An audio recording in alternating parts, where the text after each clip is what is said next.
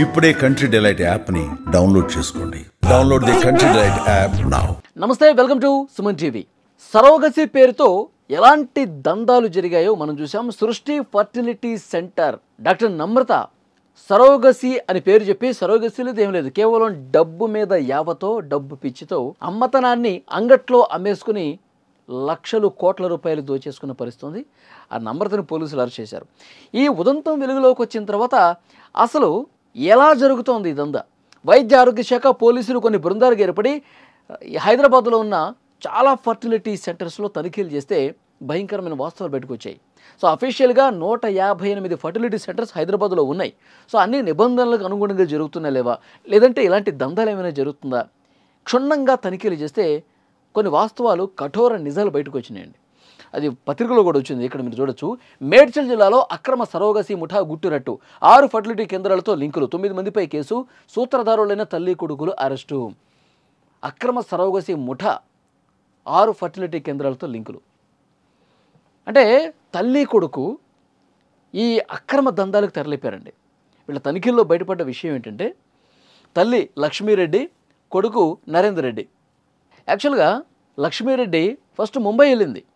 ముంబై వెళ్ళి అక్కడ fertility centres దగ్గరికి పోయి అండాన్ని అమ్మటం, అంటే వేరే పేదంటి మహిళలు ఉంటారు కదండి, వాళ్ళని టార్గెట్ చేసి వాళ్ళకి డబ్బు ఆశ చూపించి ఫర్టిలిటీ సెంటర్లకు వాళ్ళకి తీసుకెళ్లేది. ఈమె అండం ఇవ్వడానికి సిద్ధంగా ఉంది అని చెప్పి వాళ్ళ దగ్గర నుంచి ఒక 5 లక్షలు తీసుకోవటం, ఈమెకు 2 లక్షలు ఇవ్వటం, ఈమె ఒక 3 లక్షలు తీసుకోవటం.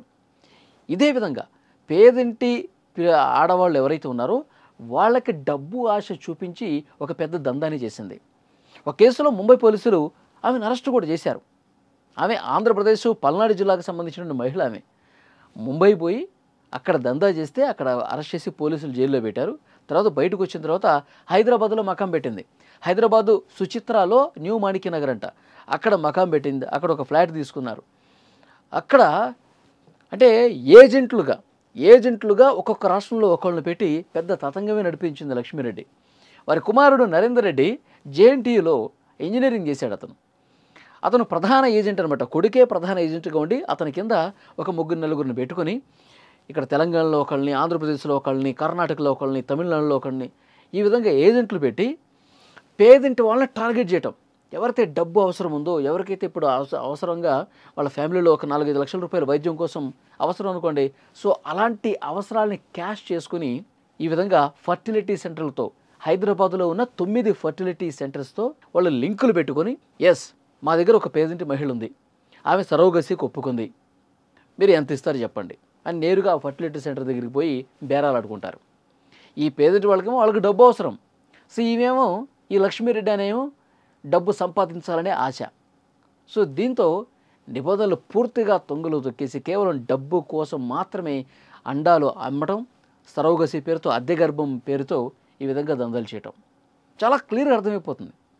పోలీసులు ఈ వాస్తవాలన్నీ చూశాక, అంటే ఈ కొన్ని 5 సంవత్సరాల కాలంలో 100 మందికి పైగా ఈ సరోగసి పేరుతో మోసాలు చేసి కోట్ల రూపాయలు దండుకున్నారు. ఎంత దారుణం చూడండి. అది అంటే కేవలం ఇదేంటంటే డబ్బు సంపాదించాలి, ఏది చేసినా సరే, ఏమి చేసినా మాకు డబ్బే కావాలి అన్న ధోరణితో. ఇప్పుడు దంపతులు వస్తారు ఒక సరోగసి సెంటర్కి, దంపతులు వచ్చి మాకు పిల్లలు కలగట్లేదు, సరోగసి విధానంలో మాకు ఏదన్నా అవకాశం ఉంటే ఇప్పించండి అని చెప్పి ఫర్టిలిటీ సెంటర్ని అప్రోచ్ అవుతారు. ఆ ఫర్టిలిటీ సెంటర్ వాళ్ళు ఏం చేస్తారు, డైరెక్ట్గా లక్ష్మీరెడ్డికి ఫోన్ చేస్తారు. ఎస్ ఒక క్లయింట్ వచ్చారు, సరోగసి కావాలంటున్నారు, అద్దె గర్భం చేసే మహిళలు ఎవరైనా ఉన్నారా అంటే అప్పుడు వాళ్ళు స్టార్ట్ చేస్తారు. 4 రాష్ట్రాల్లో ఏజెంట్లు ఉన్నారు కదా, వాళ్ళకి అదే పని. మీరు అద్దె గర్భం ద్వారా వేరే కుటుంబానికి మీరు పిల్లవాడిని కనిస్తే మీకు 5 లక్షలు వస్తాయి, ఈ విధంగా బేరాలు ఆడతారు. సరే 5 లక్షలు వస్తాయి కదా అని ఒక ఆశతో పేదింటి బిడ్డలు, ఆడబిడ్డలు వీళ్ళతో కాంటాక్ట్లోకి అయి ఫర్టిలిటీ సెంటర్కి వెళ్తారు. కానీ ఆ దంపతులు ఎవరైతే పిల్లలు కావాలని వచ్చారో వాళ్ళ దగ్గర నుంచి 30-40 లక్షల రూపాయలు వసూలు చేస్తారు. మరి అద్దె గర్భం కోసం ఈ పేదింటి ఆడపిల్లకి 3-4 లక్షలు ఇస్తారు.